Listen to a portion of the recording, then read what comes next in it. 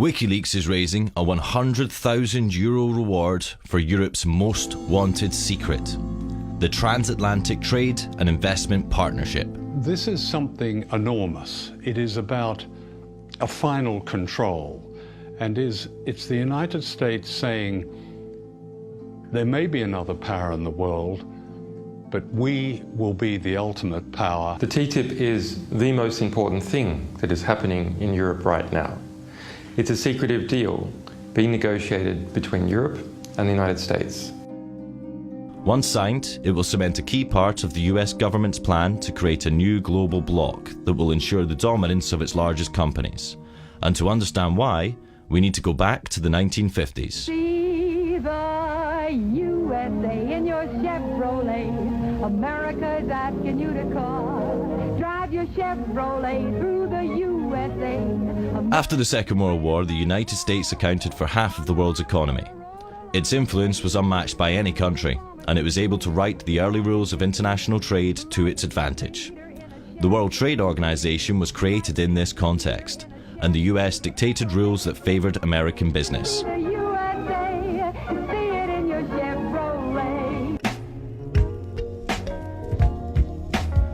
But as economies like China and India joined the WTO, it became a more democratized arena, and the US found it harder to control its decision-making.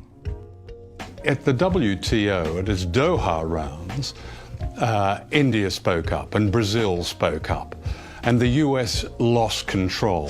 I think it's no use beating around the bush. This meeting has collapsed. The US felt it needed a new strategy to maintain its global dominance. So in the classical American style, they went big.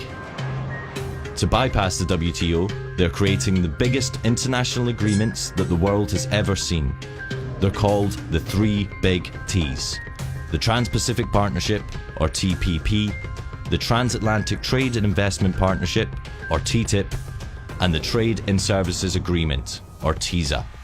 And they're all being negotiated in secret right now. We only found out when WikiLeaks was able to leak parts of them. And what's interesting is when you look across all of these deals, whether it be TTIP, TPP or TISA, China is excluded, but also Brazil, Russia, India, South Africa, they're all excluded because those are the emerging economies. What is not often understood is that these agreements are part of a geopolitical war. This is a new war which is taking place between the United States and China. The United States is very scared of the rise of China, so it has moved to militarily encircle it through what is called the pivot to Asia, and now it's moving on to doing that economically. The basic idea which comes across from reading US strategy papers is the construction of a new grand enclosure. And to put inside this grand enclosure, the United States, 51 other countries, 1.6 billion people, and 2/3 of global GDP. To integrate Latin America away from Brazil and towards the United States, to integrate Southeast Asia away from China and towards the United States, and to integrate Western Europe, pulling it away from Eurasia as a whole and towards the Atlantic. Of the three big T's, WikiLeaks has revealed 4 chapters of the TPP, which affects 12 countries in the Americas and Southeast Asia. We also obtained and released the core text of TISA, which affects 52 countries, including the EU. But nearly all of TTIP is still secret.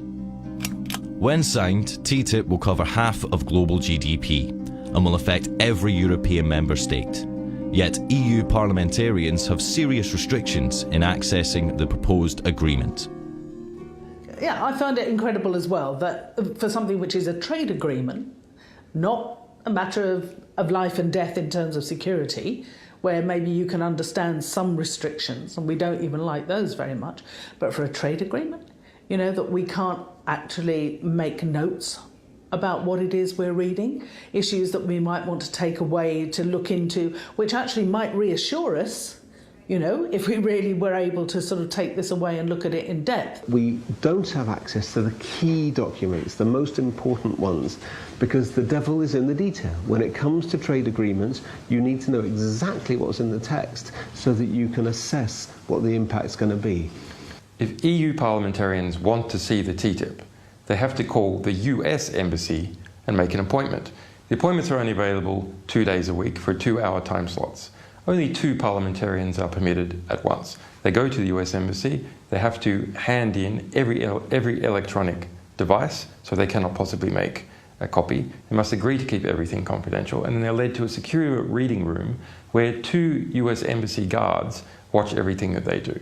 How can EU parliamentarians possibly understand what they're negotiating for Europe under these circumstances? The world's biggest corporations don't have the same problem. They have been receiving VIP access from day one and have had abundant influence in the negotiations.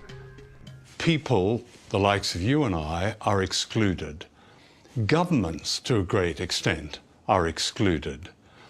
Those who are included are the multinational corporations. These agreements are basically corporate ownership agreements. The funny thing about free trade agreements, as we understand them, is they often have nothing to do with trade in the sense of the mutual lowering of tariffs. What they're about is enshrining an investor rights regime in the respective countries and ensuring that corporations can run wild in the respective economies with very, very little regulation or impingement by government or authorities. These treaties will have huge, huge implications for literally almost every critical issue that an individual citizen or community would care about: health, education, the environment, privacy, access to medicines. I mean, the list could go on. One of the most criticised aspects of TTIP is a system called the Investor State Dispute Settlement, or ISDS. It's a secretive international tribunal that allows companies to sue states over virtually anything that they can claim affects their investment. If a protest affects their profits, they can sue. If laws affect their profits, they can sue. If new regulations might impact where or what they want to do with their money, they can sue. This is a new power which will be handed over to US corporations to sue the governments of Europe in a parallel judicial system which is available to them alone. So people have no access to it, domestic firms have no access to it, governments have no access to it. It's just there for foreign investors, in this case, US corporations. Based on ISDS history, critics argue that European state sovereignty and democracy are at serious risk. Previous lawsuits include Swedish company Vattenfall suing the German state for $3.7 billion for phasing out nuclear energy. British American Tobacco sued Australia for passing a law limiting cigarette advertising. The French company Veolia sued Egypt for raising the minimum wage.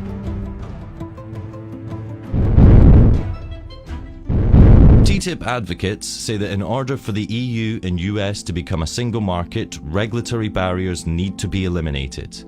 This way, for example, a US seatbelt manufacturer already selling seatbelts domestically wouldn't need to test for safety a second time, as the EU would agree to recognise the US safety standards. They argue that this would save costs, create jobs, and lower prices for consumers. But just how safe are US standards? So in the USA, 70% of all processed food sold in supermarkets contains genetically modified ingredients, whereas in the European Union, we've said quite clearly we don't want GM ingredients in our food chain.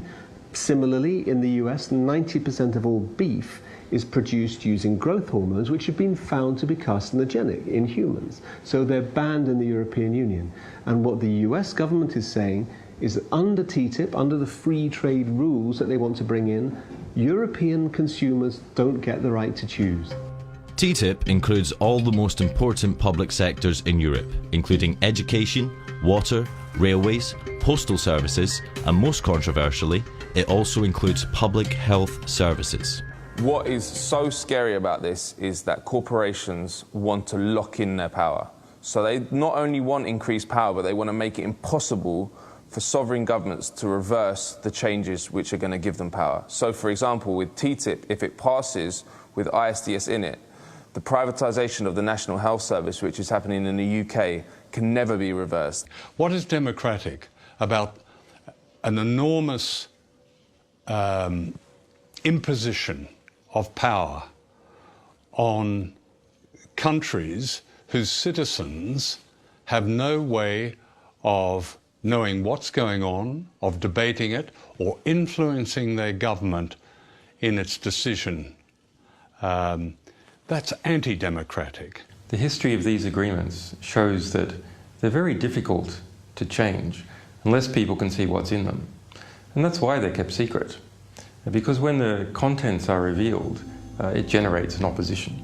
WikiLeaks has had considerable success delaying the TPP and opening up the debate around it and the TISA by releasing the secret draft texts. Our publication of an earlier proposed US-EU agreement, the ACTA, killed it entirely. WikiLeaks is raising a €100,000 reward for Europe's most wanted secret, the Transatlantic Trade and Investment Partnership. Help the world become a more transparent place. Do your part. Go to wikileaks.org/TTIP-reward.